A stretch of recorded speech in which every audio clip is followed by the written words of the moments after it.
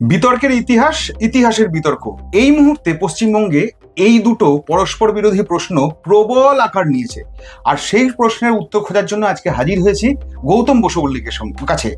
গৌতম দা basically সাংবাদিক, কিন্তু কলকাতার অলিগলি পাকস্থলী গৌতমদার মতো জানে, চেনে, বোঝে খুব কম মানুষ আছেন। গৌতমদার সঙ্গে আমার কাজ করার অভিজ্ঞতা রয়েছে, এই সময় একসঙ্গে কাজ করেছি। গৌতমদা, বেঙ্গল পলিটিক্সে তোমাকে স্বাগত। আমার নাম নতুন করে তোমায় নিশ্চয়ই বলতে হবে না। গৌতমদা, যে বিতর্কটা ভীষণ বড় আকার নিয়েছে সেটা হচ্ছে সোহরাওয়ার্দী এভিনিউ হঠাৎ করে নাম চেঞ্জ করে মুখোপাধ্যায় যেভাবে সেই নাম করা হয়েছে। এই বিতর্কটার তোমার কাছে আমার খুব স্পেসিফিক প্রশ্ন হচ্ছে যে এই সোহরাওয়ার্দী আসলে কি, যার নামটা বদল হলো? এখন এই সোহরাওয়ার্দী বললে আমাদের প্রথমেই একজনের কথা মনে পড়ে, সেটা হচ্ছে স্বাধীনতার আগে, অর্থাৎ অবিভক্ত বাংলা এবং অবিভক্ত ভারতে বাংলা অঞ্চলের যে বাংলা আমাদের যে প্রদেশ ছিল, অর্থাৎ বেঙ্গল প্রভিন্স, সেই প্রভিন্সের যে কার্যনির্বাহী প্রধানমন্ত্রী বলা হতো তাকে। প্রধানমন্ত্রী মানে তখন যদিও সেটা ইংরেজ শাসন, কিন্তু যে স্বায়ত্ত শাসনটুকু ছিল বিভিন্ন ইয়ের মধ্যে, সেখানে তিনি আজকের হিসেবে মুখ্যমন্ত্রী আর কি। তখন আর তো প্রভিন্সিয়াল ইয়েকে প্রধানমন্ত্রী বলা হতো। এবং সোহরাওয়ার্দী এমনি তো এর আগে অনেকে ফজলুল হক হয়েছেন, অনেকেই হয়েছেন, কিন্তু সোহরাওয়ার্দী যে কারণে কুখ্যাত সেটা হচ্ছে 1946-এর 16ই আগস্ট থেকে পরপর 10 দিন, যে 10 দিন বলবো না, হয়েছিল মোটামুটি 3 দিন, তারপরও সেটা বেশ কিছুদিন টেনেছিল 10 দিনের মতো। সেই যে গ্রেট ক্যালকাটা কিলিং বা যে হত্যাকাণ্ডের ঘটনা ঘটেছিল হিন্দু মুসলমান উভয়ের ক্ষেত্রেই, সেই ঘটনার সময় সোহরাওয়ার্দীর ভূমিকা ছিল খুব একপেশে। এবং এটাও বলা হয় বিভিন্ন রিপোর্ট, এবং পরবর্তীকালে যারা 46-এর দাঙ্গা নিয়ে কাজ করেছেন, সন্দীপ বন্দ্যোপাধ্যায় এবং আরো একটা লোক, তিনি তাকে আমরা কম চিনি বাঙালিরা, তিনিও বাঙালি, তিনি হচ্ছেন মিজানুর রহমান। তিনি একটি পত্রিকা চালাতেন, পরে তিনি এখান থেকে তারা সপরিবারে বাংলাদেশে চলে যান, মানে ওই দাঙ্গার পরবর্তীকালে। ওই দাঙ্গার ঘটনাটা তিনি খুব প্রত্যক্ষভাবে দেখেছিলেন। এবং এই মিজানুর রহমান থাকতেন এখন যেটা টাকিক স্কুল, ওর ঠিক ওইখানে অ্যান্টনি বাগান লেন বলে একটা রাস্তা আছে, ওখানে কিছু মুসলিমের মানে বসবাস ছিল, বাঙালি মুসলিম, সেখানে উনি থাকতেন। এবং 46-এর দাঙ্গার সময় উনি ক্লাস 7 কি 8-এ পড়তেন। এবং উনি ওই সকালে খবরের কাগজ কিনতে গিয়ে উনি এবং ওর দাদা ওই মানে ডাইরেক্ট অ্যাকশন ডের মিছিল ইত্যাদি ইত্যাদি করে দাঙ্গার মধ্যে একটা জড়িয়ে যান। এবং অত্যন্ত একজন, মানে এটা বলাই ভালো যে একটা হিন্দু প্রধান অঞ্চলে একটি মুসলিম বালক, এবং তিনি তার ছোটবেলায় দেখা ইয়েটাকে এতটাই নির্মোহভাবে, মানে একদম নিরপেক্ষভাবে লিখেছেন, যেটা কিন্তু খুব মানে সেই অর্থে মানে অত্যন্ত সাধুবাদযোগ্য।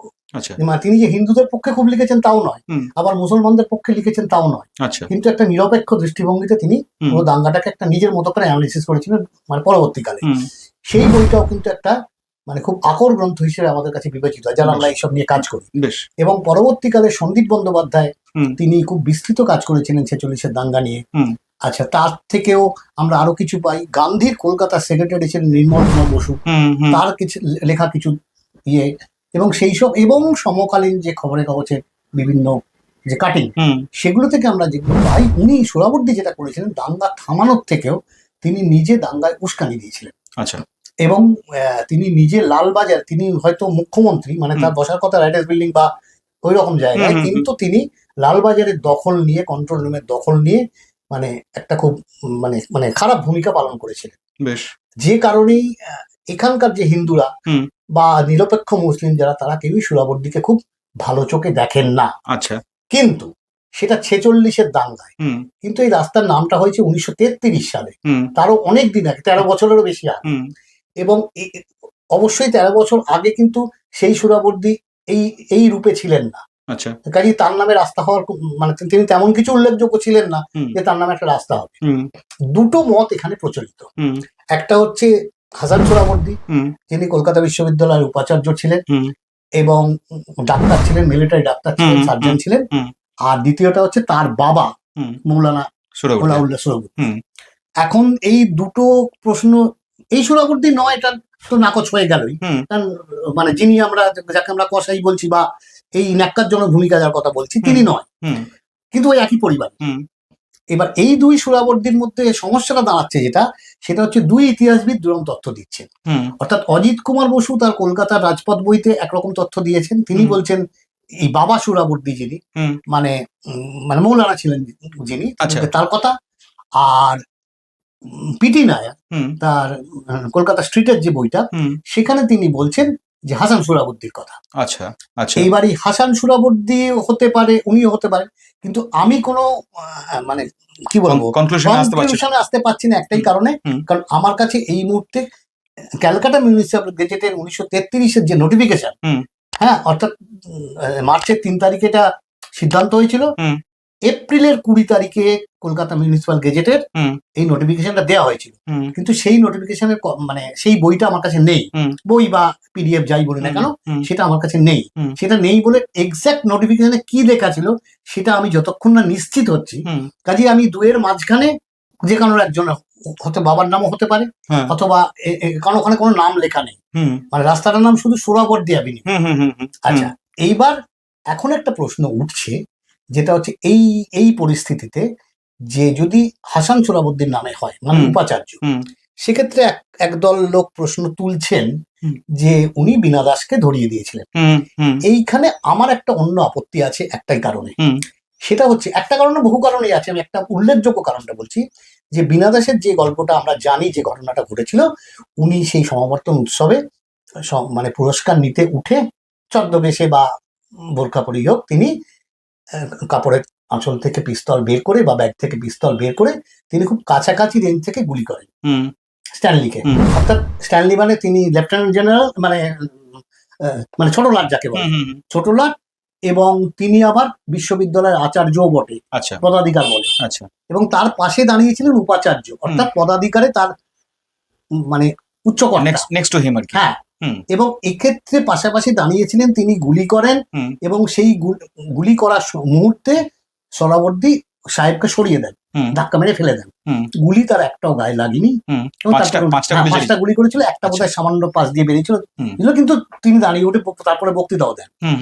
সেই মুহূর্তে সোহরাওয়ার্দী যদি ওই আততায়ীকে, আমি আততায়ী শব্দটা ব্যবহার করছি এই কারণে, হুম। কারণ সেখানে কিন্তু তিনি তাকে চেনেন না, হুম। সমাবর্তন উৎসবে একজন এসে গুলি করছে ছদ্মবেশে। সেই ছদ্মবেশে, হুম। এবং ছদ্মবেশ না থাকলেও তাকে তার চেনার কথা নয়, হুম। কারণ বিপ্লবী সংগঠনের লোকজনদের একটা বিশ্ববিদ্যালয়ের উপাচার্য চিনবেন, হুম। এটা খুব স্বাভাবিক ঘটনা নয়। হুম। তিনি স্বদেশী হলেও হুম। তার ক্ষেত্রে যে স্বদেশীদের ধরিয়ে দেওয়ার অভিযোগ দেওয়া হচ্ছে, হুম। এটা সম্পূর্ণ একটা রাজনৈতিক রং লাগানোর জন্য। আচ্ছা। কারণটা কি? কারণ আমার সামনে কেউ যদি দাঁড়িয়ে গুলি করে, হুম। আমার স্বাভাবিক প্রতিবর্ত ক্রিয়াই হবে হুম। আমি মানে সেখান থেকে সরে যাওয়া, হুম। পালিয়ে যাওয়া, বা চেষ্টা করব তাকে ধরার, হুম। এটাই আমার স্বাভাবিক প্রতিক্রিয়া, হুম। এবং প্রতিবর্ততে আমাদের মানুষের যা ইয়ে আছে তাতেই হবে। হুম। এবং সেক্ষেত্রে তিনি সেই ভূমিকাই পালন করেছেন, তার উচ্চপদস্থ কর্তাকে বাঁচানোর চেষ্টা করেছেন এবং নিজে বাঁচার চেষ্টা করেছেন, যে কারণেই তিনি বীণা দাসকে ধরেছেন বা ধরিয়ে দেওয়ার ইয়ে করেছেন। কাজে এর মধ্যে বিপ্লবীদের ধরিয়ে দেওয়ার মতো যে গল্পটা তৈরি করা হচ্ছে, হুম। সেটা আমার মনে হয় এটা রাজনৈতিক উদ্দেশ্য প্রণোদিত। কারণ আচ্ছা। বাস্তব বিচার করলে সেটা ভাবা উচিত না, কারণ আমার ক্ষেত্রে হলে আমি কি করতাম, আমার তাই তো করতাম আমি। তাই তো। আমি অবশ্যই আমায় যে গুলি করে মারতে আসছে, হুম। হ্যাঁ, আমি তো আত্মরক্ষার চেষ্টাই করতাম। হুম। সেক্ষেত্রে আমি বলবো এই হাসান সুরাবর্দী আত্মরক্ষার চেষ্টাই করেছেন, সেক্ষেত্রে বীণা দাস ধরা পড়েছেন।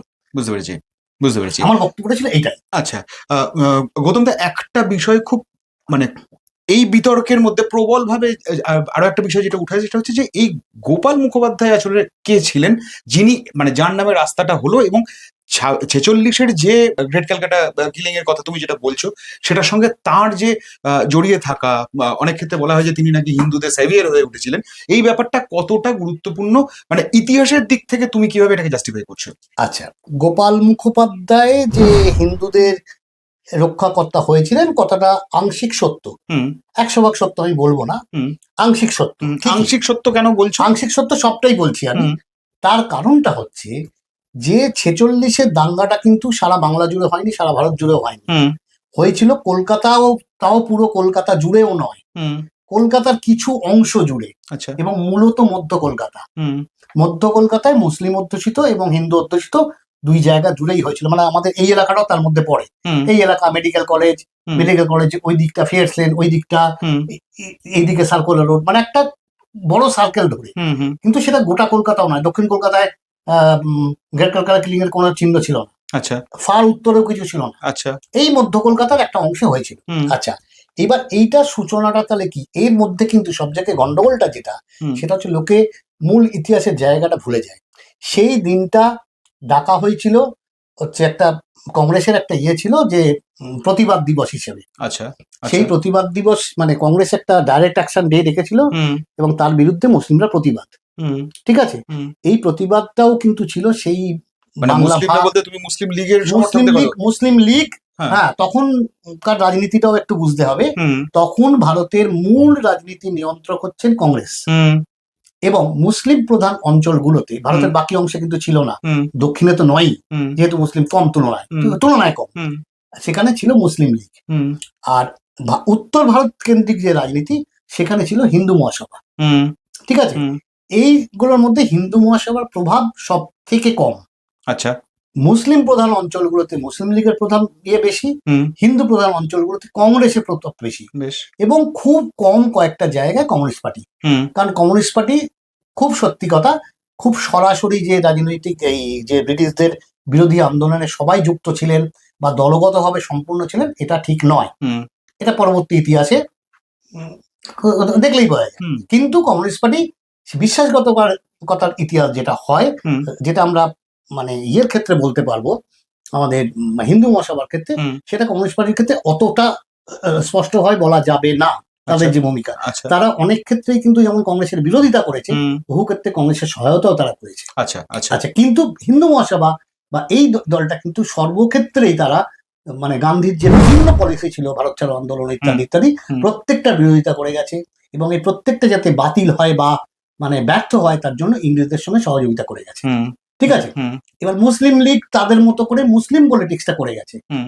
কারণ একটা সময়ের পর মুসলিমরা দেখেছে যে কি কংগ্রেস কি হিন্দু মহাসভা, হুম তারা কিন্তু আমাদের স্বার্থ রক্ষা করছে না। বেশ এবং কমিউনিস্ট পার্টিও হুম মূলত হিন্দু উচ্চবর্ণ শাসিত। হুম কথাগুলো শুনতে হয়তো একটু খারাপ বা তেতো লাগতে পারে, হুম। কিন্তু বাস্তব হচ্ছে এটা। রূঢ় বাস্তবকে তো অস্বীকার করতে হ্যাঁ, পারা যাবে না। এবং তার ফলে তারা তারা তাদের নিজেদের পলিটিক্সটা নিজেদের মতো করেই করার চেষ্টা করেছে। হুম এবং এই কংগ্রেসের দেশভাগ ইত্যাদি বিভিন্ন পলিসি নিয়ে যে কংগ্রেসের ইয়ে ছিল, নেহেরুর যে বিভিন্ন, হুম তখন এই নেহেরু বল্লভভাই প্যাটেল, তখন তখন গান্ধী অনেকটাই স্থিমিত হয়ে এসছে, হুম গান্ধী তখন বয়স হয়েছে, হ্যাঁ, এবং গান্ধীর হাত থেকে নিয়ন্ত্রণ তখন অনেকটাই বল্লভভাই এবং নেহেরুর হাতে চলে গেছে। হুম এবং ওদিক থেকে জিন্না, হুম। মানে মুসলিম লীগের মুসলিম লীগের, দিক হ্যাঁ। থেকে হুম, জিন্না, হুম এবং এই সবের চাপে পড়ে গান্ধী অনেকটাই তখন চুপচাপ। হুম গান্ধী কখনো ইয়ে থাকছেন পশ্চিমবঙ্গের এই আমাদের সোদপুরের আশ্রমে থাকছেন, হুম আচ্ছা, কখনো ব্যারাকপুর আশ্রমে যাচ্ছেন। হুম আবার স্বাধীনতার দিন যেমন গান্ধী সারাদিন অনশন করেছিলেন বেলঘাটের হুম আশ্রমে, হুম হুম তিনি দিল্লিতে ছিলেন না, হুম হুম বা তার নিজের গুজরাটে সভাপতিতেও ছিলেন না। হুম কাজে এইরকম একটা পরিস্থিতিতে যখন দাঙ্গা শুরু হলো, হুম এবং এই দাঙ্গাটা আমরা সেই অর্থে প্রত্যক্ষ দাঙ্গার হয়তো ইয়ে হয়নি আমি নিজে ব্যক্তিগতভাবে, কিন্তু দু একটা দাঙ্গা দূর থেকে হলো দেখেছি। আচ্ছা আচ্ছা, আচ্ছা এই ক্ষেত্রে দাঙ্গাটা যেরকম বর্ণনায় আমি পেয়েছি হুম। 46-এর দাঙ্গায়, বা পারিবারিক ভাবে শুনেছি, বাবাদের কাছ থেকে হুম। ইত্যাদির কাছ থেকে শুনেছি, সে অনেকটা সেই এই আমাদের ওই ইয়ে খেলার মতো, ওই মানে কবাডি খেলার মতো। আচ্ছা মানে একদল যাচ্ছে হুম মুসলিম, তারা হিন্দু পাড়ায় গিয়ে লুটপাট করছে, আগুন দিচ্ছে, হুম আবার আরেক দল হিন্দু এসে মুসলিম পাড়ায় গিয়ে ইয়ে করছে, এইভাবে চলছে। হুম এবং এই ক্ষেত্রে পুলিশের ভূমিকা তো বারবারই বললাম যে সরবর্তীর কারণে পুলিশ অনেকটাই মুসলিমদের পক্ষ নিয়েছিল, হুম এটা আমরা সকলেই জানি, এর মধ্যে কোনো মানে সাম্প্রদায়িকতার ব্যাপার নেই, এটা করেছিলেন তিনি। হুম এবার এই সময় যে মুসলিম অঞ্চল যেগুলো মানে কলুটলার ওদিকে যে সমস্ত অঞ্চলগুলো হুম। যেখানে মুসলিম প্রাধান্য বেশি, হুম। সেইখানে কার যে হিন্দুরা বেশ অত্যাচারিত হচ্ছিলেন, আচ্ছা বহু মানুষ ঘরছাড়া হয়েছিল। হুম সেই সময় মানে ওই গোপাল মুখোপাধ্যায়, হুম তিনি পাড়ার, তখন যুবক তিনি, হুম পাড়ার ইয়েদের যোগ টোগ করে মানে একটা দল তৈরি করেন খুব তাড়াতাড়ি, হুম এবং করে অনেকটাই মুসলিম ইয়ে প্রতিহত করেন। হুম এবার এই যে তিনি করেন, হুম। সেই সময় কিন্তু মানে আমরা ছোটবেলা থেকে অন্তত গোপাল মুখোপাধ্যায় যে বিশাল কোনো কাজ করেছেন তেমন কিছু আমরা ছোটবেলা থেকে মানে তেমন শুনিনি। মানে হিরো আর কি। হিরো, হ্যাঁ, পাড়ার ইয়ে হিসেবে তিনি হিন্দুদের বাঁচিয়েছিলেন মাঝে মাঝে, কিন্তু তার মধ্যে তো অনেক লোকই ছিলেন, হুম আমরা সেরকম কিছু শুনিনি। হুম এবার দ্বন্দ্বটা কোথায় তৈরি হলো, এবার একটু বড় হওয়ার পর যখন একটু আধটু এইসব নিয়ে মানে চর্চা করতে শুরু করলাম, হুম তখন এগুলো নিয়ে খোঁজ খবর করতে শুরু করি। হুম এবার খোঁজ খবর করতে গিয়ে দেখছি, হ্যাঁ, এর মধ্যে ইয়ে মিজানুর রহমানের বইটা কথা শুনেছি, বইটা পাইনি তখন। হুম। এবার কলকাতা থেকে একটা প্রকাশক ওই বইটা প্রকাশনা করলো। বেশ। সেই বইটা পড়ার পর একটু কৌতূহল জাগলো হুম। যে তাহলে একটু পড়াশোনা করি, বা তখনও যারা পূর্বপুরুষ আমাদের বাবাদের জেনারেশনে বেঁচে ছিলেন তাদের সঙ্গে কথাবার্তা বলে মোটামুটি একটা ধারণা যেটা করলাম সেটা হচ্ছে উনি করেছিলেন ঠিকই, কিন্তু তার থেকেও বেশি বদনাম ছিল তার স্বাধীনতার পরে। আচ্ছা, কিরকম? ঠিক আছে, আচ্ছা, প্রথম কথা হচ্ছে গ্রেট ক্যালকাটা কিলিং এমন লম্বা কিছু দিনের নয়। হুম। কাজী মুসলিম আক্রমণ রোজ হচ্ছে, উনি রোজই বাজাচ্ছেন, ব্যাপারটা এমন নয়। আচ্ছা, কয়েকদিনের ঘটনা হুম। তিনি প্রতিহত করেছেন, এর মধ্যে কোনো ভুল নেই। হুম। কিন্তু তার পরেই স্বাধীনতা, হুম। স্বাধীনতার সময় খুচকাচ দাঙ্গা, কলকাতায় এমন কিছু বড় দাঙ্গা হয়নি। হুম। আর ওনার যে কার্যকলাপ কলকাতার বাইরেও নয়। হুম। এই যে জায়গা, এরপর হুম। এবার স্বাধীনতার, আচ্ছা তখন তাহলে ওদের কি ছিল, সেই সময় হিন্দু মুসলমান উভয় সম্প্রদায়েরই একটা মানে গুন্ডামির ছিল। ওই বিভিন্ন লোকের বাড়িতে যেত, তারা এবার নিজেদের মেয়েদের বাঁচানোর জন্য বাড়ির থেকে অলংকার খুলে ছাদ থেকে ফেলে দিত, আচ্ছা, দিলে ওরা নিয়ে চলে যেত, হুম। আবার তো ফিরে আসতো, আবার কিছু অলংকার ফেলে দিত। মানে আচ্ছা, এক ধরনের ব্ল্যাকমেলিং এর রাজনীতি কিন্তু হিন্দু মুসলমান দুই সম্প্রদায় করেছে। আচ্ছা, ঠিক আছে, আচ্ছা। এটা এরাও করেছে ওরাও করেছে। হুম। আচ্ছা, এইবার এইগুলোর প্রমাণ তো খুব বেশি থাকে না, এগুলো আত্মজীবনী, এই জীবনী, হুম। এই সবগুলো লোকের মুখে শোনা কথা। হুম। হ্যাঁ, মানে মানে মানে কিছুটা ওরাল টেক্সট হিসেবে আসে। হুম। হুম। হুম। হুম। তার মধ্যে কিছু বাড়ানো থাকে, কিছু কমানো হুম। থাকে, কিছু সত্যি থাকে, ওই আমরা যেমন মিথ ওরাল টেক্সট কিংবদন্তি টাইপ। যেমন থাকে। তবে এটা যে ঘটেছে এটা মোটামুটি একটা অনুমান করে নেওয়া যায়। হুম। আচ্ছা, এইবার স্বাধীনতা যখন হলো, স্বাধীনতার পর তো এদের কোনো কাজ নেই। হুম। তখন বিধানচন্দ্র রায় এখানকার বড় নেতা ছিলেন, হুম। হুম। এবং বিধানচন্দ্রের একজন বড় চেলা ছিলেন কালীপদ মুখোপাধ্যায়, হুম। ওই ওই ওয়েলিংটন অঞ্চলের। আর মানে গোপালচন্দ্র মুখোপাধ্যায় থাকতেন মলঙ্গা লেনে, বউবাজারের ওই ওই হ্যাঁ, জোনটাতে। হ্যাঁ, ওই দিকটা থাকতেন। হ্যাঁ। এবার ওখানকার কিছু মানে তখন মস্তান সবসময় থাকে। হুম। আর কংগ্রেসি যে আমরা জানি রাজনীতি, সেখানে গুন্ডাদের মানে খুবই জামাই আদরে রাখা হয় চিরকালই, হুম। আজকে নতুন নয়। হুম। স্বাধীনতার পর যেটা হলো হুম। সেটা হচ্ছে এই ছেলেগুলো তখন কি কাজ করবে না, কংগ্রেসের হয়ে গুন্ডামি করতে শুরু করবে। হুম। এবং গোপাল মুখোপাধ্যায়ের নামে একাধিক, অন্তত দুটো বড় ব্যাংক ডাকাতির অভিযোগ ছিল, হুম। কিন্তু ঘটনাচক্রের প্রমাণাভাবে তিনি ছাড়া পেয়ে যান। আচ্ছা। কিন্তু এছাড়াও তার বিভিন্ন লোককে হুমকি দেয়া, করে টাকা তোলা, এই অভিযোগ, তিনি একাধবার জেলেও তিনি গেছেন। কিন্তু যেহেতু মাথার উপর রাজনৈতিক হাত ছিল, হুম। সেহেতু তার বড় শাস্তি কিছু হয়নি।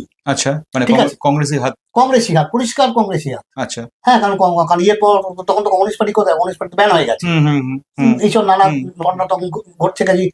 আর কমিউনিস্ট পার্টি তিনি মানে কোনোদিনই করেছেন বলে আমি জানি না অন্তত। হুম।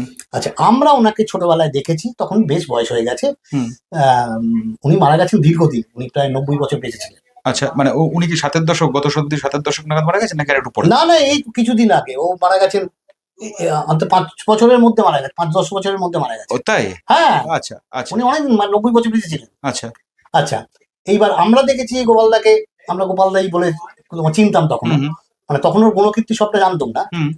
এরম বড় দাড়ি, চুলটা মাথার উপর পাকিয়ে, ওই মানে পাঞ্জাবিদের মতো খানিকটা হুম। করে উনি ওই মলঙ্গা লেনের ওখানে ওই একটা পার্কের মতো ছোট ঠিকানা আছে, ওইখানে বসে থাকতেন, বা বাড়ির দিকে বসে থাকতেন ওই রকম। হুম। আমি দোকানে কোনোদিন ওনাকে দেখিনি। আচ্ছা। এই দোকানটার ব্যাপারটাও খুব গোলমেলে। হুম। দোকানটার ব্যাপারটা গোলমেলে মানে দোকান নিয়ে আমি একটা ছোট্ট ইন্টারভিউ করেছিলাম ওনার এক ভাইকে, হুম। সেটাও প্রায় 2008 সালে। আচ্ছা, ওকে, মানে তোমার আনন্দবাজার পড়বে। আনন্দবাজার পর্বে হুম। লিখেও ছিলাম সেটা নিয়ে। সেটা হচ্ছে এই যে দোকানটা, হুম। বাঙালির পাঁঠার মাংসের দোকান, এই দোকানটা ছিল আমরা চালু কথা, ওখান থেকে ছোটবেলায় মাংসও নিয়ে এসেছি বাবার সঙ্গে গিয়ে, আমি নিজেও এনেছি। ওদের যেটা ছিল পাঁঠা কাটার লাইসেন্স ছিল, যেটা সবার থাকে না। আচ্ছা। বিপ্লবী ছিলেন অনুকূল চন্দ্র মুখোপাধ্যায়। এবার তিনি ওই রাজনৈতিক কারণে তিনি জেলে যান, সভাপতি পরিবারে অর্থের অভাব। তো ওই প্রতিবেশী একজন মুসলিম, তার একটা মাংসের দোকান ছিল কলেজ স্ট্রিটের ওই মানে প্রেমচাঁদ বড় স্ট্রিটের আগে, ওখানে একটা মাংসের দোকান ছিল। তা তিনি ওদের প্রস্তাব দিলেন, প্রতিবেশী, যে ঠিক আছে আমার দোকানে করুক, খানিকটা অংশীদারিও হয়ে যাবে, দিয়ে তাহলে একটা মানে খাওয়া দাওয়ার অসুবিধা অন্তত হবে না, জীবিকা নির্বাহ। আচ্ছা। সে সেইভাবেই ভাইপোরা এরা সব ওই দোকানেই আসতো টাসতো, দোকান থেকে যা রোজগার হতো কষে চলে যেত। এটা দাঙ্গার বেশ কিছুদিন আগে এভাবেই চলছিল। এইবার দাঙ্গার সময় ঠিক কি হয়, মানে মুলকি মিয়া হয় পালিয়ে যান, বা খুন হন হুম সে সম্বন্ধে কোনো স্পষ্ট তথ্য আমার কাছে নেই। হুম আচ্ছা, এবার কিন্তু দোকানটা এদের হাতেই রয়ে যায় আচ্ছা এবং কিছুদিন দোকান বন্ধ টন্ধ ছিল, তারপরে কিন্তু এরাই শুধু দোকান খোলে। হুম পরবর্তীকালে যে বুলকি মেয়ে বা তার কোনো উত্তরাধিকারী, তাদের আমরা কাউকে কিন্তু দোকানের সঙ্গে আর পাই না। আচ্ছা এবং পরবর্তীকালে দেখা যায় যে দোকানটা এই এই গোপাল মুখার্জিদেরই হয়ে যায়। আচ্ছা আচ্ছা এবং শেষ অব্দি বোধহয় গোপাল মুখার্জি ওর মালিক হন, কি ওর ভাইরাও সঙ্গে ছিলেন। হুম হুম, ঠিক মালিকানাটা কাজ ছিল আমি জানি না, কিন্তু গোপাল মুখার্জিকে দোকানে আমি আমি যখন দেখেছি আমার মনে পড়ে না। আমি ওর ভাইকে দেখেছি, আচ্ছা কিন্তু গোপাল বাবুকে আমি দোকানে সেই অর্থে দেখিনি। আচ্ছা তখন ওর বয়সও হয়েছে অনেক। হুম হুম এই হচ্ছে দোকানের গল্প। হুম এইবার গোপাল মুখার্জিদের নিয়ে যে বক্তব্যটা আমাদের, হুম সেটা হচ্ছে তার পরের যে, অর্থাৎ স্বাধীনতার পরের যে তার ভূমিকা, হুম সেটা কিন্তু খুব একটা ভালো নয়। হুম অর্থাৎ পরবর্তীকালে আমরা যে দেখেছি হেমেন মন্ডল ইত্যাদি ইত্যাদি বিভিন্ন রকমের রাজনৈতিক ফাটাকেষ্ট, হুম এরকম যে বিভিন্ন গুন্ডাদের ভূমিকা আমরা দেখেছি, হুম কাউকে কাউকে আমরা চোখে দেখেছি, কাউকে কাউকে শুনেছি গল্প। হুম কারণ আমি 60-এর দশকের মাঝামাঝি জন্মেছি, হুম তার আগে 70-এর দশকেও কিছু আমরা দেখেছি। হুম হ্যাঁ, গোপালদাকে আমরা সেইভাবে হয়তো দেখিনি, হুম কারণ তার যে কর্মক্ষেত্র বা কর্মসময় সেটা আমাদের জন্মের আগে। হুম কিন্তু কিছু কিছু যেটা শুনেছি সেটা হচ্ছে পরিষ্কার তারা গুন্ডামি করতেন, তাদের আচ্ছা জীবিকা নিয়ে ছিল গুন্ডামি। এবং যেহেতু রাজনৈতিক ছত্রছায়া তারা ছিলেন, সেই অর্থে বড় শাস্তি প্রায় কারোরই হয়নি। আচ্ছা কিন্তু কাজে সেই রকম একটি লোকের নামে রাস্তা হওয়াটাই আমাদের আপত্তি ওই জায়গাটাতে। আমরা যারা ইতিহাস চর্চা করি, হুম হ্যাঁ, তার মানে এই নয় কলকাতায় যত রাস্তা হয়েছে সবটাই খুব ভালো লোকের নামে। হুম বহু রাস্তার ইতিহাসের নামই আমরা জানি না। হুম কলকাতায় 2,500-এর মতো রাস্তা আছে মূল পুরসভার হুম হিসেব ধরলে, হুম সেখানে বহু রাস্তার নামের ইতিহাস আমরা জানি না। হুম কিন্তু তা সত্ত্বেও যেগুলো জানি, হুম তার মধ্যে এই ধরনের লোকের নামে রাস্তা হওয়াটা বোধহয় না হলেই ভালো হতো। আচ্ছা, এই যে গোপাল মুখার্জির যেরকম ভাবে তুমি বলছো যে খুব একটা উজ্জ্বল নাম নয়, যে অ্যাঙ্গেলে তুমি বলতে চাইছো, এই 2,500 রাস্তার মধ্যে এমন কারোর কি নাম মনে পড়ছে যেটা গোপাল মুখার্জির সঙ্গে তুমি তুলনা করতে পারো? এক্ষুনি আমি একটা উদাহরণ দিতে পারি, কিন্তু নামটা এক্ষুনি মনে করতে পারবো না। যেমন আহ বিপ্লবীদের, মানে সেই সময় মানে বাঙালি, হুম হিন্দু বাঙালি, হুম তিনি বিপ্লবীদের মানে পুলিশে চাকরি করতেন, হুম বিপ্লবীদের ধরিয়ে আশ্রয় দিয়েছেন, আচ্ছা আশ্রয় না, বিপ্লবীদের ধরিয়ে দিয়েছেন, আচ্ছা ওকে বা গুলি করে মেরেছেন। হুম এইরকম কয়েকজন লোকের নামে আমি এক্ষুনি নাম বলতে পারছি না, আমার মানে সেভাবে ইয়ে নেই। হুম সেরকম লোকের নামে রাস্তা কিন্তু কলকাতায় আছে, আচ্ছা কিন্তু সেগুলো নিয়ে কেউ প্রশ্ন তোলে না এই কারণেই, কারণ বেশিরভাগ লোকই সেই ধরনের ইতিহাসটা খুব ডিটেল জানে না। আচ্ছা এবার আমার কাছেও কোনো তালিকা নেই বা করা সম্ভবও নয় হুম যে কোন লোকটার কত পার্সেন্ট ভালো, কত পার্সেন্ট খারাপ, হুম হুম হুম সেগুলো আমরা জানি হুম না। হুম যার ফলে এই প্রশ্নগুলো খুব একটা ওঠে না। বুঝতে পেরেছি এবং কলকাতার রাস্তার ইতিহাস নিয়ে পূর্ণাঙ্গ কাজ প্রায় কেউই করেননি।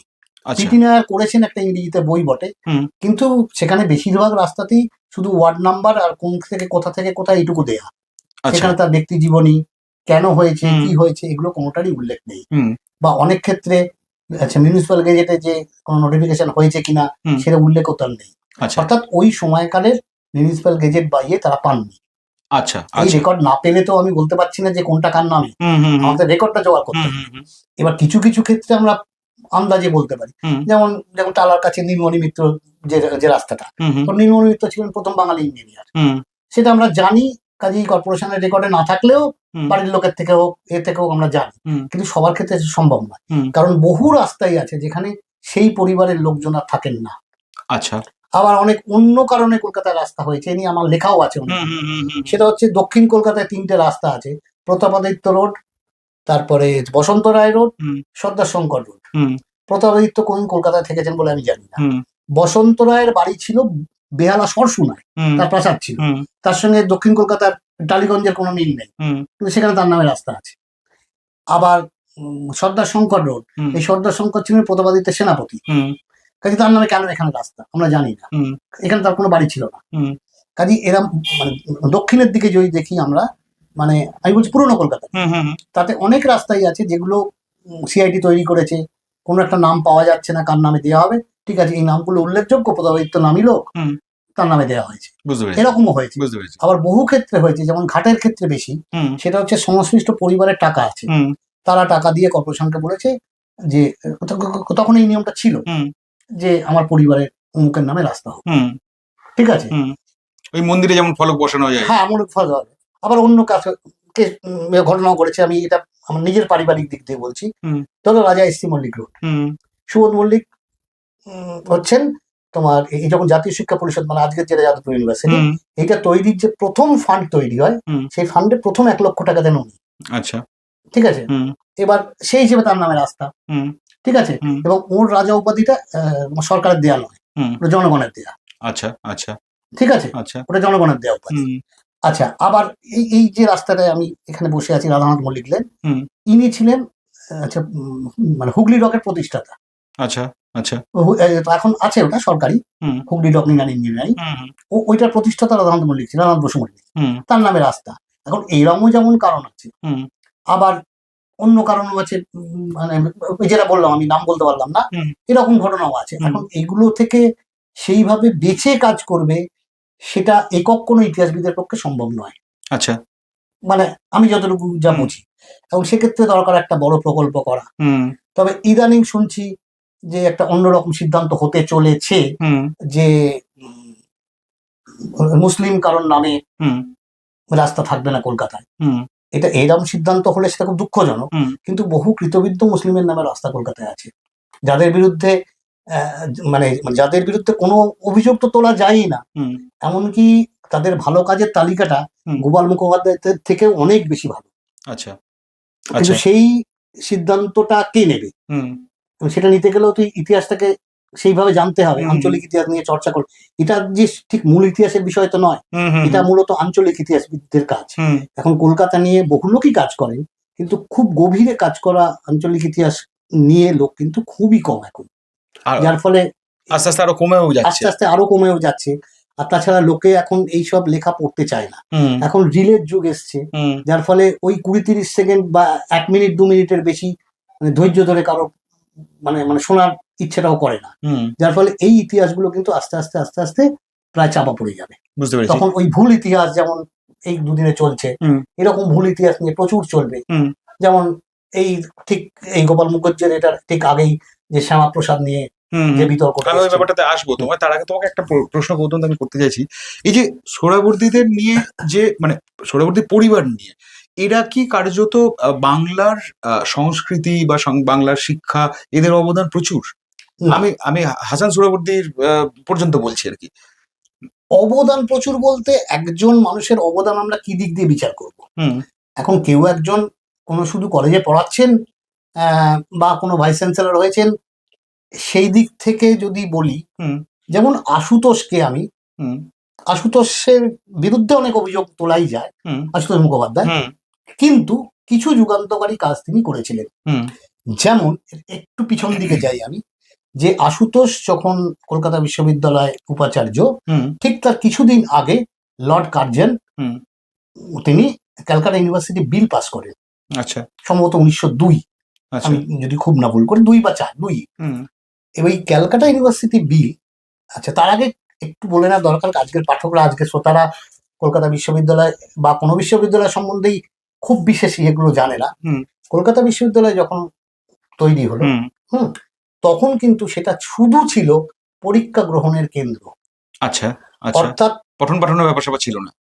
পঠন পাঠনের কোনো ব্যবস্থা তাদের ছিল না। আচ্ছা। তারা একটা সিলেবাস তৈরি করে দিত, হুম পরীক্ষার প্রশ্নপত্র তৈরি করতো, হুম। এবং ছেলেমেয়েরা পরীক্ষা দিত, রেজাল্ট তৈরি করতো। বেশ এই বেশ। ছিল কলকাতা বিশ্ববিদ্যালয়ের কাজ। মানে হুম 3টে বিশ্ববিদ্যালয় তাই, হুম কলকাতা, বোম্বে, মাদ্রাজ, 3টে হুম বিশ্ববিদ্যালয়, হুম এবং কলকাতা বিশ্ববিদ্যালয় একই ছিল। হুম তবে কলকাতা বিশ্ববিদ্যালয়ের ক্ষেত্রে উল্লেখযোগ্য ব্যাপার হচ্ছে কলকাতা বিশ্ববিদ্যালয়ের ক্ষেত্রটা অনেক বেশি ছিল, হুম। মানে এদিকে প্রায় বার্মা অব্দি, আচ্ছা পূর্ব দিকে, আচ্ছা। এবং এদিকেও খানিকটা ছিল বাকি, কারণ ম্যাড্রাসার ইয়ের হুম মানে মানে পরিসরটা ছিল কম, হুম কলকাতা বিশ্ববিদ্যালয়ের বেশি। হুম। মানে এবার বোর্ড হিসেবে কাজ করতো আর হ্যাঁ, কি। একটা শুধু বোর্ড, আচ্ছা। যে কারণে যখন সেনেট হল তৈরি হলো, হুম সেনেট হলটার যদি ছবি ভেতরে দেখা যায়, বাইরে ছবি পাওয়া যায় বা হুম বাইরে থেকেও দেখলে পাওয়া যাবে, ওটা মূলত একটা হল, হুম যে হলটা পরীক্ষা গ্রহণের জন্য। হুম হুম এর আগে কলকাতা বিশ্ববিদ্যালয়ের প্রতিষ্ঠা থেকে সেনেট হল তৈরি অবধি, হুম। হ্যাঁ, আচ্ছা, কলকাতা বিশ্ববিদ্যালয়ের কোনো নিজস্ব বাড়ি ছিল না, আচ্ছা। ওই বিভিন্ন পদাধিকারীদের বাড়িতে মিটিং হতো, কারণ হুম মিটিং ছাড়া তো আর কোনো কাজ নেই, হুম হুম ঠিক আছে, পরীক্ষকরা যে যা নিজের বাড়িতে কাজ করবে, হুম। কাজে আলাদা কোনো দরকার নেই। কিন্তু সেনেট হলটা করা হলো যে একসঙ্গে যাতে অনেক লোক পরীক্ষা দিতে পারে। আচ্ছা। তখন মেয়েরা কম আসতো, ছেলেরাই হুম মূলত। হুম এবং সেনেট হল তৈরি হলো, সেনেট হল প্রায় 80 বছরের মতো ছিল, তারপর সেনেট হল ভেঙে দেওয়া হলো। হুম সেনেট হল ভাঙা হয় 60-এর দশকে। হুম আচ্ছা, এইবার সেন্ট্রাল ভেঙে তো নতুন সেন্ট্রারি বিল্ডিং তৈরি হলো ইত্যাদি। এইবার এই যে কলকাতা বিশ্ববিদ্যালয়ের যে ইয়ে, এই বিশ্ববিদ্যালয়ের কিন্তু নিজস্ব কোনো আহ, মানে কাজ সে অর্থে ছিল না পরীক্ষা গ্রহণ ছাড়া। হুম লর্ড কার্জন যখন কলকাতা বিশ্ববিদ্যালয়ে যে বিল আনেন, মানে কলকাতা বিশ্ববিদ্যালয় বিল, হুম ইউনিভার্সিটি অ্যাক্ট, সেটায় এমন কিছু জিনিস ছিল যেটা কিছুটা প্রশংসনীয়, কিছুটা নিন্দনীয়। হুম মানে আগে নিন্দনীয়টা বলি। নিন্দনীয়টা ছিল এটাই যে এর আগে পর্যন্ত সরকার খুব প্রত্যক্ষভাবে বিশ্ববিদ্যালয়ের কাজে নাক গলাতো না। হুম অর্থাৎ বিশ্ববিদ্যালয় বেশ অনেকটাই অটোনমাস ছিল। আচ্ছা তারা নিজেদের আচ্ছা। মতো, বা কলেজগুলো প্রশ্ন তৈরি হুম। করতো, সিলেবাস তৈরি করতো, প্রেসিডেন্সির মতন নিজেদের আর মতো কি। খানিকটা ছিল। হুম কিন্তু কলকাতা এই বিশ্ববিদ্যালয় বিলে, হুম আমি খুব সহজে বলছি হুম এটা, হুম হুম, খুব বুঝতে পারছি। হুম, মানে অত বুঝতে জটিলতা সুবিধা যাচ্ছে হবে, না। হ্যাঁ। হ্যাঁ, সাধারণ মানুষ যাদের হুম বিয়ে হুম করে, হুম যে বিশ্ববিদ্যালয়ের পঠন পাঠন এবং ইত্যাদি কাজে সরকার প্রত্যক্ষ অংশগ্রহণ করবে বা নাক গলাবে। হুম এর পেছনে একটা কারণ ছিল। কারণ কার্জন নিজে ছিলেন ভীষণ সাম্রাজ্যবাদী। আচ্ছা। কার্জনের অনেক ভালো গুণ ছিল, যেমন কার্জনের ইয়েটা ছিল ভীষণ সাম্রাজ্যবাদী। হুম এবং কার্জন মনে করতেন যে এই যে প্রাচ্যের দেশগুলো, হুম এই প্রাচ্যের দেশগুলোর মানুষগুলো হচ্ছে অমানুষ, হুম এবং তাদের মানুষ করার দায়িত্ব আমাদের শ্বেতাঙ্গদের। হুম এটা তিনি স্পষ্ট মনে করতেন এবং বলতেন। হুম যার ফলে তিনি বিশ্ববিদ্যালয় বিলের মধ্যে এমন কিছু রাখলেন যেটা ভারতীয় হিসেবে আমাদের কাছে অপমানজনক। আচ্ছা। এবং বিশ্ববিদ্যালয় বিল হওয়ার আগে বিশ্ববিদ্যালয়ে তিনি একটি মানে কমিটি তৈরি করেন, হুম মানে যারা এই মানে বিভিন্ন তথ্য সংগ্রহ করে তারপরে সেই কমিশন রিপোর্ট দেবে। সেই রিপোর্টে প্রথমে কোনো ভারতীয়কে রাখা হয়নি, হুম তারপরে তর্ক বিতর্ক উঠাতে একজন হিন্দু সদস্য, একজন মুসলিম সদস্য রাখা হয়। হুম এবং সেই হিন্দু সদস্য ছিলেন স্যার গুরুদাস বন্দ্যোপাধ্যায়। আচ্ছা। এবং এই যে বিশ্ববিদ্যালয় বিলের এই যে দিকগুলো, এই খারাপ দিকগুলো, সরকারি নিয়ন্ত্রণ, হুম তারপরে মানে পাশ্চাত্যের অধিকারটাকে স্বীকার, মানে বেশি প্রাধান্য দেয়া, হুম এই জিনিসগুলো ইত্যাদি ইত্যাদিগুলো যেগুলো ভারতীয় হিসেবে আমাদের মেনে নেওয়াটা ঠিক নয় হুম বা উচিত নয়, তার প্রতিবাদে একটা ওই ডিসেন্ট নোট লিখে হুম গুরুদাস বন্দ্যোপাধ্যায় পদত্যাগ করেন। বেশ। ঠিক আছে, হুম। কিন্তু তা সত্ত্বেও কিছু করার, একজন সদস্য পদত্যাগ করলো, তার কাজ থেমে থাকবে না। হুম বিশ্ববিদ্যালয় সেই কমিশন রিপোর্ট দিল এবং বিল পাস হলো। হুম এই বিল পাস, এবার বিলের ভালো দিকগুলো বলি। এইখানে কার্জন যেটা করলেন, তিনি হচ্ছেন মানে বিশ্ববিদ্যালয়কে শিক্ষার জায়গা হিসেবে পরিণত করলেন। আচ্ছা। কিন্তু বিশ্ববিদ্যালয় কি শিক্ষা দেবে? কারণ কলেজ শিক্ষার জন্য তো কলেজ আছে, হুম অর্থাৎ আন্ডার গ্রাজুয়েট থেকে হুম পোস্ট গ্রাজুয়েট শিক্ষা। এই পোস্ট গ্রাজুয়েট শিক্ষা যেটা, হুম সেটা মানে সরাসরি ইউনিভার্সিটি নিজে দেবে। আচ্ছা। এই সময়, এই প্রায় এই কাছাকাছি সময়কালে আশুতোষ কলকাতা বিশ্ববিদ্যালয়ের উপাচার্য হন। হুম এবং তিনি তখন করেন কি, যে বিভিন্ন ক্ষেত্রে বিভিন্ন যে কলেজগুলো থেকে ভালো ভালো ছাত্র বেরোচ্ছে, হুম বিশেষ করে বিজ্ঞান শিক্ষায়, হুম সত্যেন বোস, মেঘনাথ সাহা, জ্ঞানচন্দ্র ঘোষ, হুম এই সমস্ত মানুষ, ছেলেদের তখন তিনি নিয়ে এলেন কলকাতা বিশ্ববিদ্যালয়ে পড়ানোর জন্য। আচ্ছা। এইটা একটা ভালো দিক। তারপরেও বিশ্ববিদ্যালয়কে তিনি গবেষণার কেন্দ্র হিসেবে, মানে তখন মোটামুটি প্রেসিডেন্সি কলেজ বা দু একটা এরকম কলেজ ছাড়া হুম আর কোথাও গবেষণার কোনো সুযোগ সেই অর্থে ছিল না, বা অর্থও ছিল না। হুম কারণ মানে তাদের টাকা পয়সা সম্ভব না, বিজ্ঞান গবেষণা বিশেষ করে। হুম বা ইয়ের ক্ষেত্রে জগদীশচন্দ্র কাজ করেছেন একক ক্ষমতায়, হুম হুম বা পূর্ণচন্দ্র রায় কাজ করেছেন একক ক্ষমতায়, হুম এবং তারা বিদেশেও গেছেন পরবর্তীকালে। হুম কারণ এদেশে যেহেতু সুযোগ নেই, হুম সেই যন্ত্রপাতি নেই, সেই ইয়ে নেই, এগুলোর জন্য কিন্তু আর জগদীশচন্দ্রের ক্ষেত্রে অন্য ব্যাপার, জগদীশচন্দ্র যন্ত্রপাতিগুলো নিজেই তৈরি করে নিয়েছিলেন। আচ্ছা। জগদীশচন্দ্র যে হ্যাঁ ইয়ে হ্যাঁ করে, হ্যাঁ তিনি হ্যাঁ হ্যাঁ যন্ত্রপাতি হ্যাঁ নিজে তৈরি হ্যাঁ করেছেন, ওই হ্যাঁ মানে কারিগর দিয়ে নিজের বুদ্ধিতে। হুম সে তো তারা প্রতিভা, হুম সাধারণ মানুষের ক্ষেত্রে তো সেটা সম্ভব নয়। হুম কাজে এই কাজগুলো, এই কাজে আশুতোষ কিন্তু সহায়তা করেছেন। আচ্ছা। আবার আশুতোষের অন্য কিছু ভূমিকা আছে। জাতীয় শিক্ষার যখন গঠন হচ্ছে, হুম অর্থাৎ বঙ্গভঙ্গের পর যখন জাতীয় শিক্ষা, মানে কার্জন যে ইংরেজদের অনুসারী বলবো না, ইংরেজদের নির্দেশিত হুম যে শিক্ষা ব্যবস্থার কথা বলেছেন এবং প্রবর্তন করেছেন হুম বিশ্ববিদ্যালয় বিলে, এবং যা মানে মানে কি বলবো ইমপ্লিমেন্টেড হচ্ছে আশুতোষকে দিয়ে, হুম তার ব্যতিক্রমী হুম বা তার বিরুদ্ধে হুম তো জাতীয় শিক্ষার কথা ভাবলেন বঙ্গভঙ্গের সময় এখানকার কিছু নেতা, আচ্ছা। যার মধ্যে রবীন্দ্রনাথ ছিলেন প্রথম দিকে, হুম অরবিন্দ তো বটেই। হুম অরবিন্দের অধ্যক্ষতায় প্রথম শুরু হয় 15ই আগস্ট হুম 1906 ছিল জাতীয় শিক্ষা। তাহলে এবার শ্যামাপ্রসাদের কাছে ফিরে আসি। হ্যাঁ হ্যাঁ এবার আশুতোষের পরবর্তীতে, আশুতোষ অনেক আগেই মারা গেছেন। আশুতোষ মারা গেছেন 1924 বা 25 মারা যান, 24 সম্ভবত। এবং আশুতোষ মারা যাওয়ার বেশ অনেক পরেই শ্যামাপ্রসাদ মুখোপাধ্যায় উপাচার্য হয়েছেন। এবং শ্যামাপ্রসাদের জীবনী যদি আমরা পড়ি, খুব বেশি পাবো না, অন্যান্য লোকের আত্মজীবনী বা তাতে করে শ্যামা বা ওই সময়কালের যে বিবরণ পাই আমরা, সেখানে শ্যামাপ্রসাদ কলকাতা বিশ্ববিদ্যালয়কে সম্পূর্ণ একটা পারিবারিক সম্পদ বানিয়ে তুলেছিলেন। অর্থাৎ তার যত আত্মীয় স্বজন তাদের চাকরি দিয়ে, এবং মানে আরো নানা রকমের কাজ যেগুলো কিন্তু সাধারণভাবে একটা সরকারি প্রতিষ্ঠানে করা যায় না। এবার শ্যামাপ্রসাদ কিন্তু কংগ্রেসে যোগ দেননি, তিনি যোগ দিয়েছিলেন। এবং শ্যামাপ্রসাদ যে বিশাল কিছু বাইরের পড়াশোনার ডিগ্রি ছিল আশুতোষ সমস্ত তাও নয়। আচ্ছা, কিন্তু শ্যামাপ্রসাদ যেটা পারতেন সেটা হচ্ছে তিনি হিন্দু মহাসভায় যোগ দিলেন। তিনি এবং আরেকজন হচ্ছে নির্মল চট্টোপাধ্যায়। এই নির্মল চট্টোপাধ্যায়ের আরেকটু পরিচয় দেওয়া যায়, তিনি হচ্ছেন লোকসভার এক সময়কার স্পিকার সম্রাট চট্টোপাধ্যায়ের বাবা। আচ্ছা আচ্ছা, নির্মল চট্টোপাধ্যায় এবং শ্যামাপ্রসাদ মুখোপাধ্যায়, এনারা দুজন ছিলেন এই দিকের মানে বাংলার হিন্দু মহাসভার একজন, মানে দুজন বেশ উল্লেখযোগ্য নেতা। এবং এদের কাজ ছিল কংগ্রেসের কাজে পদে পদে বাধা সৃষ্টি করা। আচ্ছা, এটা রেকর্ডেড, এটা আমার বানিয়ে তৈরি করার বলা নয়, রেকর্ডেড তারা প্রত্যেক ক্ষেত্রে। কারণ কংগ্রেস কাজ করেছে, কংগ্রেসের বিরুদ্ধে যাই অভিযোগ থাক না কেন, মুসলিম লীগ থাকা সত্ত্বেও কংগ্রেসে প্রচুর মুসলিম সদস্য ছিলেন। এবং কংগ্রেস যে এককভাবে শুধু হিন্দুদের জন্য কাজ করেছে তা নয়।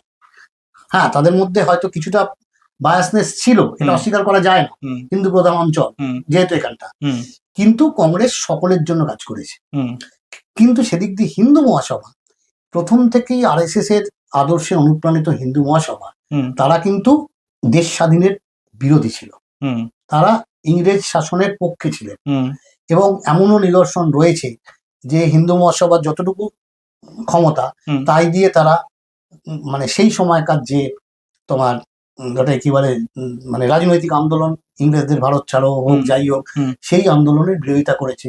তারা সরকারের সঙ্গে যোগাযোগ করেছে যে তোমরা এই আন্দোলনটাকে বন্ধ করো, কারণ তারা মনে করতেন ইংরেজ শাসনটাই ভারতীয়দের পক্ষে ঠিক। আচ্ছা, তাদের একটাই উদ্দেশ্য ছিল হিন্দু মহাসভার, যে মুসলিম বিরোধিতা। তারা একটা মুসলিমহীন ভারতের কথা ভাবতেন বা এখনো ভাবেন। আচ্ছা, একটা খুব স্পষ্ট এটা তাদের এজেন্ডা, যে আমরা শুধুমাত্র হিন্দু বললে ভুল হবে, হিন্দু শুধু নয়, উচ্চ বর্ণের হিন্দু। অর্থাৎ এই সংঘ পরিবারের কাছে নিম্ন বর্ণের হিন্দু, আদিবাসী, এই যে মানে বিশাল সংখ্যক মানুষ, তারা কিন্তু গ্রহণীয় নয়। শুধুমাত্র উচ্চ বর্ণের হিন্দুদের জন্যই RSS তৈরি হয়েছে। এবং তাদের এজেন্ডা যদি আমরা দেখি তাই। আচ্ছা, অর্থাৎ এবং তারপর তারা আস্তে আস্তে নিজেদের ক্ষমতার যে এজেন্ডাগুলো তারা বাড়াতে শুরু করে। যেহেতু ভারতের কিছু উত্তর বলয় এবং দক্ষিণের কিছু অংশে উচ্চ বর্ণের হিন্দুরা নিরামিষ খায়, অতএব তারা মনে করে যে সারা ভারতবর্ষের লোক নিরামিষ খাবে। আচ্ছা, অর্থাৎ এই এজেন্ডাগুলো কিন্তু আস্তে আস্তে তারা পরিকল্পনা মাফিক এগিয়ে চলেছে। ঠিক যে কারণে মিড ডে মিলে ইসকনকে দেয়া এর একটা প্রথম চাল, কারণ ইসকন সম্পূর্ণভাবে একটি ধর্মীয় সংস্থা। হ্যাঁ, এবং তারা মাছ মাংস খায় না, ডিম খায় না, কিন্তু সুপ্রিম কোর্টের নির্দেশে যেহেতু পুষ্টিকর খাবার দিতেই হবে বাচ্চাদের, ইসকনকে দেওয়ার অর্থটাই হলো যেখান থেকে আমিষটা বাদ চলে গেল। এটা শহরাঞ্চলে খুব অসুবিধে হবে না, কারণ শহরাঞ্চলে বা একটু বিত্তশালী যারা, অল্প মানে খুব মানে বেশি বিত্তর দরকার নেই, তবু সপ্তাহে একদিন বা দুদিন সে মাছ পাবে খেতে বা ডিম পাবে খেতে। কিন্তু প্রত্যন্ত গ্রামের অঞ্চলে বহু ছেলে মেয়ে এখনো স্কুলে যায় শুধু মিড ডে মিলের জন্য, কারণ ওই খাবারটুকু তাদের জোটে না, তাদের অপুষ্টি নিশ্চিত। এবং শুধু ওই যদি হ্যাঁ একটা হতে পারে মিড ডে মিলের বরাদ্দ বাড়িয়েছে, এখন এই বরাদ্দ বাড়ানোতে যেটা হবে হয়তো খাবারের মান একটু বাড়বে প্রথম দিকে, কিন্তু ইসকন নিয়েও আমাদের প্রচুর আপত্তি আছে। কারণ ইসকন যেটা বলতে চায় ধর্মীয় ভাবে, সেটা নিয়েও কিন্তু বাঙালি হিসেবে আমাদের আপত্তি আছে। কারণ ইসকন বলে, ইসকনের এজেন্ডাই হচ্ছে মায়াপুর চৈতন্যের জন্মস্থান, সেটা সর্বৈবভাবে ভুল। আচ্ছা, চৈতন্যের জন্মস্থান যদি বলতে হয় সেটা নবদ্বীপ, মায়াপুর নয়। মায়াপুর জায়গাটার নাম ছিল মিয়াপুর, হুম মুসলিম অঞ্চল। হুম এবং মানে মায়াপুর যে এখন বিদেশিদের দ্বারা সেটা পরে হয়েছে, হুম তার আগে সেই মায়াপুর জায়গা দখল করে হুম এই একটা মানে কৃষ্ণ ঠিক আছে, হুম হয়ে তারা একটা আন্তর্জাতিক সংস্থা তৈরি করে সামাজিক প্রতিপত্তি খাটিয়ে বা রাজনৈতিক প্রতিপত্তি এবং প্রশাসনিক প্রতিপত্তি খাটিয়ে তারা ওখানকার মুসলিমদের হুম বিতাড়িত করে জায়গাটাকে দখল করে মিয়াপুর থেকে মায়াপুর করে। হুম যদি কারণ ওটাকে অন্য নাম করা সম্ভব ছিল না, কারণ ওই নামেই তার পরিচয় ছিল। যেহেতু মিয়াপুর মায়াপুর নামের মধ্যে একটা মিল আছে, হুম আস্তে আস্তে মিয়াপুর নামটা সরিয়ে দেওয়া হয়, হুম হয়ে মায়াপুর বলে হয়। এবং এখন যেটা করে ওরা, সেটা হচ্ছে মায়াপুরকেই চৈতন্যের জন্মস্থান বলে সর্বত্র মানে বিশ্বব্যাপী প্রচার করে। হুম সেটাই আমাদের আপত্তি আছে, আমরা যারা ইতিহাস চর্চা করি, আচ্ছা। কারণ এটা ইতিহাসগতভাবে সম্পূর্ণ ভুল। পশ্চিমবঙ্গের কার্যত 20 জুন পশ্চিমবঙ্গ দিবস হিসেবে বলা হলো। মানে ব্যাপারটাকে এমন ভাবে তুলে ধরা হচ্ছে যে ইতিহাসটা যেন একটু অন্যরকম, বা ইতিহাসটা হয়তো নতুন, মানুষজন তাই বলছেন যে ইতিহাস বিকৃতির অভিযোগ তারা তুলছেন। ইতিহাসটা আসলে কি? মানে 20 জুন কি পশ্চিমবঙ্গের জন্মদিন, এটা কি বলা যায়? না, আচ্ছা পশ্চিমবঙ্গের জন্মদিন 20 জুন নয়। আচ্ছা 20 জুনে একটা ভোটাভুটি হয়েছিল। হুম ব্যাপারটা বলি, সেটা হচ্ছে স্বাধীনতার প্রাক্কালে হুম একটা সমস্যা হলো ভারতের জনসংখ্যা বিন্যাস নিয়ে। হুম ভারতের মূল জনসংখ্যা দুটো ভাগে বিভক্ত, হিন্দু মুসলিম, হুম আর বাকি যে খ্রিস্টান বৌদ্ধ তাদের সংখ্যা খুবই নগণ্য। হুম হুম তাহলে ভারতের যে মূল জনসংখ্যা, হুম যে সংখ্যা, সেখানে হিন্দু বেশি হুম মুসলিম কম। হুম এবার যদি গোটা ভারত ধরি, উপমহাদেশ হুম যেটা ভাগ হয়েছিল, হুম সেখানে ধরলেও হিন্দুর সংখ্যা বেশি, হুম মুসলিম তুলনায় একটু বেশি হুম এখনকার তুলনায়। আর মুসলিমটা কিরকম না, হিন্দুটা মাঝের অংশটা হিন্দু বেশি, হুম দুটো পাশে মুসলিম সংখ্যা বেশি, হুম পাকিস্তানের দিকে বাংলাদেশের দিকে, হুম। এখনকার বাংলাদেশের দিকে। হুম এইবার যখন ইংরেজরা তো অনেক রকমের পরিকল্পনা করেছে, হুম তাছাড়াও তখন কংগ্রেস এবং কংগ্রেসের মধ্যেই একটা দ্বন্দ্ব ছিল, হুম বিভিন্ন রকমের সাম্প্রদায়িক ছিল। তারপরে মুসলিম লীগের সঙ্গে সংঘাত, হুম জিন্না, এদিকে নেহেরু, বল্লভভাই প্যাটেল। হুম কারণ সেই মুহূর্তে কিন্তু তার আগে অবধি, বেশ কিছু কাল আগে অবধি গান্ধী যে একক ক্ষমতা দেখিয়েছেন, তখন গান্ধীর হাত থেকে ক্ষমতা আস্তে আস্তে চলে যাচ্ছে।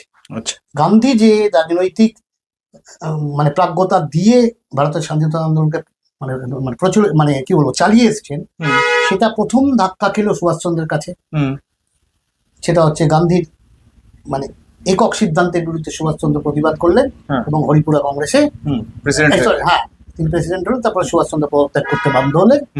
অসহযোগিতার অভিযোগ তুলে। হ্যাঁ, হুম বলবো না, ত্রিপুরী কংগ্রেস বলতে ওটা, ত্রিপুরা কংগ্রেস, হ্যাঁ ত্রিপুরী কংগ্রেস। হ্যাঁ আচ্ছা, করলেন। তারপরে উনি দেশবন্ধু ফরওয়ার্ড ব্লক গঠন করলেন, চললেন। হুম। তারপর তো তিনি দেশ থেকে চলেই যান, হুম 40-এর দশক তিনি চলেই যান। হুম এইবার গান্ধীর হাত থেকে ক্ষমতার রাশটা আস্তে আস্তে জওহরলাল বল্লভভাইয়ের হাতে চলে যাচ্ছে। হুম এদিক থেকে জিন্নাও একটা টানা হিচড়া আরম্ভ করেছেন, হুম যার ফলে এই দ্বন্দ্বটায় হুম সুযোগ নিল ইংরেজরা। হুম তারা করলো যে তাহলে দেশটাকে ভাগ করে দিয়ে যায়।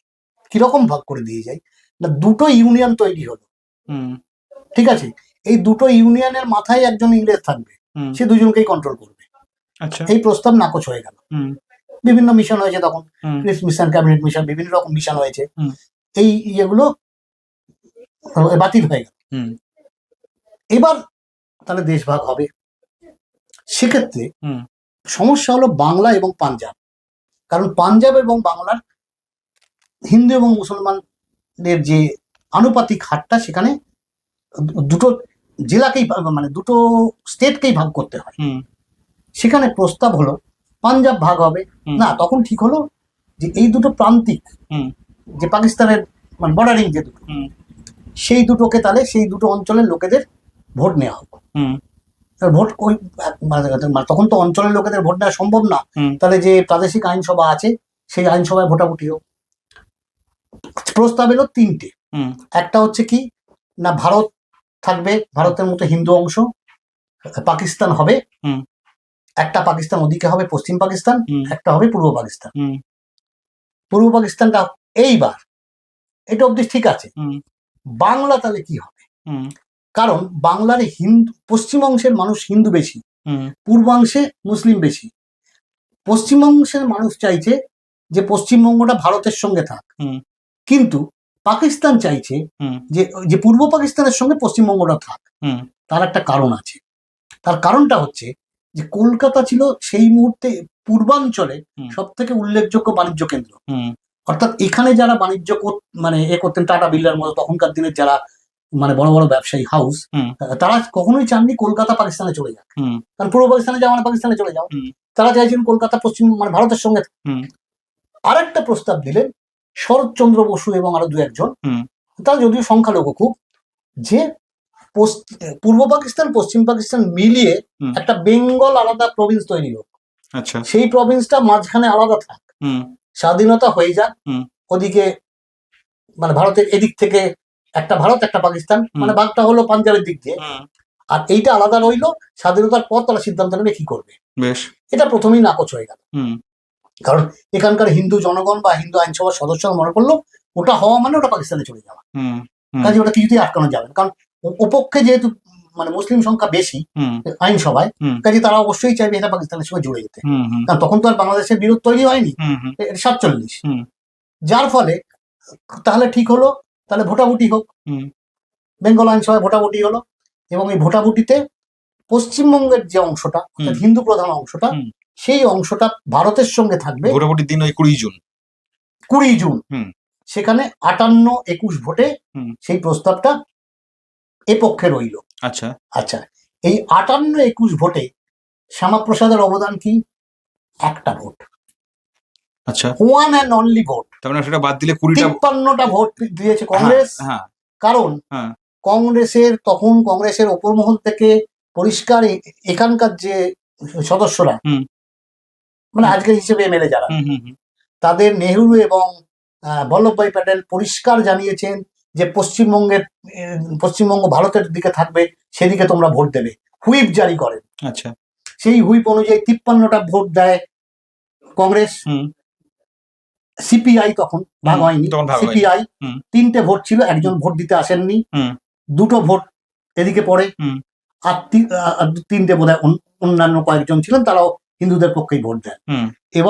এবং তার সঙ্গে আর একটা ভোট হিন্দু মহাসভার। কারণ হিন্দু মহাসভার একটাই ভোট ছিল এখানে। হুম। কারণ তার আগে নির্বাচনে হুম। হিন্দু মহাসভা এই বাংলা থেকে পেয়েছিল মাত্র একটি ভোট, সেটা হুম। আবার কোটার। আচ্ছা। তখনকার এমনি ভোটগুলো একটু অন্যরকম হতো, হুম। অঞ্চল ভিত্তিক ভোট, তারপরে ইনস্টিটিউশনের ভোট। হুম। এই দুটো ইউনিভার্সিটির দুটো ভোট ছিল, একটা হুম। ঢাকা ইউনিভার্সিটি আর কলকাতা ইউনিভার্সিটি। হুম। এই কলকাতা ইউনিভার্সিটির যে ভোটটা হয়, হুম। সেই ভোটে কোনো প্রতিদ্বন্দ্বী রাখতে দেননি শ্যামাপ্রসাদ। আচ্ছা। তিনি একাই দাঁড়িয়েছেন, তিনি একাই জিতেছেন, হুম। এবং তিনি একাই হিন্দু মহাসভার প্রতীক, আচ্ছা। এবং তিনি একটা ভোট দেন। হুম। কাজেই পশ্চিমবঙ্গ দিবস হিসেবে শ্যামাপ্রসাদের গলায় মালা পরিয়ে তিনি পশ্চিমবঙ্গ জনক, হুম। এটা বললে ইতিহাসকে সম্পূর্ণভাবে অস্বীকার করা হবে। পশ্চিমবঙ্গ যে ভারতের সঙ্গে এসছে, হুম। এর জন্য তৎকালীন কংগ্রেস নেতৃবৃন্দের কৃতিত্ব প্রাপ্য। হুম। আর সামান্য যদি কিছু প্রাপ্য হয়, সামান্যই বলছি আমি, তাহলে কমিউনিস্ট পার্টি। হুম। কিন্তু শ্যামাপ্রসাদের নয়। শ্যামাপ্রসাদ একটা কাজ তিনি করেছিলেন, অস্বীকার করা যাবে না। তিনি অমৃতবাজার পত্রিকায় বাংলা ভাগের বিরুদ্ধে কিছু মানে আর্টিকেল লিখেছিলেন। হ্যাঁ, এইগুলো কিছু করেছিলেন। আচ্ছা। কিন্তু মানে একটা জনমত তৈরি করার চেষ্টা সেটা করেছিলেন। তার পক্ষেই, আচ্ছা। আচ্ছা। মানে হিন্দুদের একসঙ্গে থাকার পক্ষে, আচ্ছা। এর বাইরে কিছু নয়। আচ্ছা। কিন্তু মানে তিনি হিন্দু ছাড়া কিন্তু হিন্দু মহাসভার মতোই হুম। আজকেও যা ভারতীয় জনতা পার্টি, রাষ্ট্রীয় স্বয়ংসেবক সংঘ, তারাও যে শুধু হিন্দু ছাড়া অন্য কিছু ভাবে না, হুম। সেটাও ছিল তাই। আচ্ছা। অর্থাৎ একটা দল শুধুমাত্র একটা ধর্মীয় জাতিকে নিয়েই যদি ভেবে যায়, হুম। তার ফল যা তাই হয়। হুম। কিন্তু পশ্চিমবঙ্গ গঠনের ক্ষেত্রে তার অবদানটা সম্পূর্ণভাবেই ভুলভাবে ব্যাখ্যা করা হচ্ছে। আচ্ছা। কাজী শ্যামাপ্রসাদ পশ্চিমবঙ্গের জনক নন, হুম। এবং 20 তারিখও পশ্চিমবঙ্গের জন্মদিন বলে গ্রহণ করার কোনো কারণ নেই। আচ্ছা, তাহলে ইতিহাসে কোন দিনটাকে কোনো দিন প্রামাণ্য দিন ওই হিসেবে ধরা যেতে পারে? তাহলে কলকাতার জন্মদিন বলে এককালে ধরা হতো 24শে আগস্ট। হুম। আমরা বলছি সেটা ভুল করে, হুম। কারণ ওইভাবে কিছু হয় না। আচ্ছা। একটা ভোটে 24শে আগস্ট চাণক্য কলকাতায় এসছিলেন, পা রেখেছিলেন। হ্যাঁ। ব্যাস, সেটা তো জন্মদিন হতে পারে। হুম। এবার 20 জুন হুম। ভোটাভুটি হয়েছিল, হুম। তার মানে কলকাতার জন্মদিন, এইখানে পশ্চিমবঙ্গের জন্মদিন কেন হবে? হুম। বাংলা হিসেবে তার গুরুত্ব তো অনেক। তাহলে এর আগে মানে বঙ্গ বলে কিছু ছিল না, বা পশ্চিমাঞ্চলের ভাগ ছিল না? হুম। তাহলে যদি সত্যি করেই পশ্চিমবঙ্গের জন্ম বলতে হয়, হুম। তাহলে র্যাডক্লিফ লাইন জবে থেকে কার্যকরী হলো, হুম। র্যাডক্লিফ লাইন হচ্ছে পূর্ববঙ্গ এবং পশ্চিমবঙ্গ হুম। এবং ওদিকে পূর্ব পাঞ্জাব এবং পশ্চিম পাঞ্জাব, এই দুটোর মধ্যবর্তী যে যে তোমার যে কাল্পনিক লাইনটা টানা হলো। কাল্পনিক লাইনটা, হুম। সেটা র্যাডক্লিফ লাইন। হুম, এই র্যাডক্লিফ ছিলেন ইংল্যান্ডের একজন আইনজীবী। হুম, তাকে কলকাতা আনা হয়েছিল উড়িয়ে। হুম। তিনি অনিচ্ছুক ছিলেন, হুম। তাকে তেমন কিছু তথ্য দেওয়া হয়নি। হুম। কয়েকদিনের মধ্যে তিনি একটা মানে একটা ম্যাপের ওপর একটা দাগ টেনে দিয়ে হুম। মানে ভারত পাকিস্তান একটা ভাগ করে চলে যান। আচ্ছা। কাজী পশ্চিমবঙ্গ যদি সত্যি সত্যি ভাগ হয়, হুম। তাহলে র্যাডক্লিফ লাইন যবে থেকে কার্যকরী হয়েছে হুম। সেদিনটাই বা নয় কেন? আচ্ছা, সেই দিনটা কি, কোন দিন? আমার ঠিক তারিখটা একটু মনে নেই। আচ্ছা। কিন্তু তিনি মানে খুব মানে পরবর্তীকালে তিনি তার আত্মজীবনীতে লিখেওছেন যে তিনি খুব ইচ্ছুক ছিলেন না, বা খুব যে মেপে চুপে, যার ফলেই আজকে বর্ডার নিয়ে এত সমস্যা হয়। হুম। কারণ বহু জায়গা আছে যেখানে, কারণ আমি এটা শুনেছি, হুম। পূর্ববঙ্গে আমরা যদিও পশ্চিমবঙ্গীয়, হুম। কিন্তু পূর্ববঙ্গে আমাদের একটা জমিদারি ছিল, আচ্ছা। এবং সেটা ওই আধাআধি ভাগ হয়েছিল। আচ্ছা, ওই মাঝখান দিয়ে র্যাডক্লিফ লাইন। মাঝখান দিয়ে র্যাডক্লিফ লাইন চলে যায়। আচ্ছা। এটা দিনাজপুরের দিকে ছিল, আচ্ছা, আচ্ছা, ভাগ হয়েছিল ওইভাবে। আচ্ছা। এটা ব্যক্তিগত তথ্য আমি বলছি, এটা আমি শুনেছি হুম। পারিবারিক ভাবে। হুম। হুম। এবং 1979 সালে ওই ওবঙ্গে চলে যাওয়া অংশের একটা সামান্য ক্ষতিপূরণ আমরা পেয়েছিলাম তোমার গভর্নমেন্টের কাছ থেকে, আচ্ছা। খুবই সামান্য টাকা। আচ্ছা, হ্যাঁ, আমরা 1 লাখ টাকা পেয়েছিলাম গোটা পরিবার, মানে আচ্ছা। আমাদের পুরো এক্সটেন্ডেড পরিবারটা মিলে। বুঝতে পেরেছি। হ্যাঁ, যাক সেই বাজারে 1 লাখ টাকাটা কম নয়, হুম। কিন্তু এনিমি প্রপার্টি তখন একটা ইয়ে তৈরি হয়েছিল, হুম। আমরা পেয়েছিলাম। যদিও খুব বেশি কাগজপত্র যে আমাদের কাছে ছিল তাও নয়, হুম। কিছু ছিল, কারণ ওরকম একটা হঠাৎ সময় ভাগ হয়েছে। হুম। তারপরে 56 জমিদারি বিলোপ এক, হুম। যার ফলে যে খুব বেশি কাগজপত্র আমাদের এখানে আনা গেছে তাও হয়নি, কারণ জমিদারিটা তো অনেক দূরে ছিল, দিনাজপুরে। হুম। হুম। আর তখন তো ঝট করে গিয়ে ঝট করে আনা সম্ভব ছিল না, হুম। আর ওইরকম একটা ডামাডোলের মধ্যে। হুম। যার ফলে এই ঘটনা তো শুধু আমাদের নয়, বহু লোকেরই হয়েছে। বহু লোকের। ফলে তুমি বলতে চাইছো যে 20 জুনকে কোনো অবস্থাতেই এই পশ্চিমবঙ্গে 20 জুন যে জন্মদিন বলে ধরা যাবে না। যদি হতো, আমি আমার 62 বছর বয়সে এই প্রথম 20 জুন ওইটা শুনলাম, তার আগে শুনিনি কোনোদিন। আচ্ছা। আমি এতটাই ইতিহাস চর্চা করি, কারণ আমার কাছে এটা অন্য 5টা দিনের মতোই একটা। হুম। হুম। কারণ ইতিহাস চর্চা যারা করেন হুম। তারা জানেন ইতিহাসে প্রচুর সাল তারিখ, হুম। হুম। হুম। কাজেই আলাদা কোনো সাল তারিখকে বিশেষভাবে গুরুত্ব দেওয়ার সেটা তখনই সম্ভব যখন সেটা সত্যিকারই গুরুত্ব। যেমন 15ই আগস্ট হুম। ভারতের স্বাধীনতা দিবস, হুম। এটা আমরা জানি। হুম। 26শে জানুয়ারি ভারতের সংবিধান গ্রহণের দিবস, হুম। সেটা একটা মানে গ্রহণযোগ্য দিন। হুম। কিন্তু 20 জুন, হুম। এটা আমি প্রথম জানলাম যে এই দিনটাকেও মানতে হবে, এটা নাকি পশ্চিমবঙ্গ দিবস। হুম। আমার অন্তত জানা ছিল না, হুম। কারণ দিনটা আদৌ কোনো গুরুত্ব নেই, এবং হিন্দু মহাসভা তথা শ্যামাপ্রসাদ মুখোপাধ্যায়ের তো নয়ই, হুম। কারণ তিনি মাত্র একটি ভোট দিয়েছিলেন, আর বাকি বেশি সমস্ত ভোটটাই তো কংগ্রেসের ভোট। হুম। হুম। সেখানে যদি কংগ্রেস পার্টিও ভোট না দিত হুম। তাহলেও কিছু এসে যেত না, হুম। কারণ কারণ অপরপক্ষে ভোট পড়েছিল 21টা, হুম। আর এদিকে ভোট পড়েছিল 58টা। হুম। কাজে এমনি পশ্চিমবঙ্গ এদিকে থাকতো, বুঝতে পেরেছি। কাজে আলাদা করে দিনটার গুরুত্ব দেওয়ার কোনো মানে নেই, এবং শ্যামাপ্রসাদকে মালা পরানোরও কোনো দরকার নেই এই দিনটার জন্য। বুঝতে পেরেছি। বুঝতে পেরেছি। এনিওয়ে, গৌতম দা, এই যে ইতিহাসের বিতর্ক বা বিতর্কের ইতিহাস, এর একটা মোটামুটি রূপরেখা গৌতম দা আমাদের সামনে তুলে ধরলেন, যে নিয়ে মানে এই বিষয়টা অনেকেই হয়তো না জেনে বলছেন। আমরা জানার চেষ্টা করলাম একজন ঐতিহাসিকের কাছে, যিনি এটা নিয়ে চর্চা করছেন দীর্ঘদিন ধরে। ফলে এই ভিডিও যদি আপনি দেখেন, তাহলে আপনার সামনে মোটামুটি একটা বই তৈরি হয়ে যাবে, যে বইয়ের পাতা উল্টালে আপনি জানতে পারবেন ইতিহাসের অনেক লুকিয়ে থাকা চ্যাপ্টার। সঙ্গে থাকুন, আমরা আবার আসছি পরের কোনো ভিডিওতে।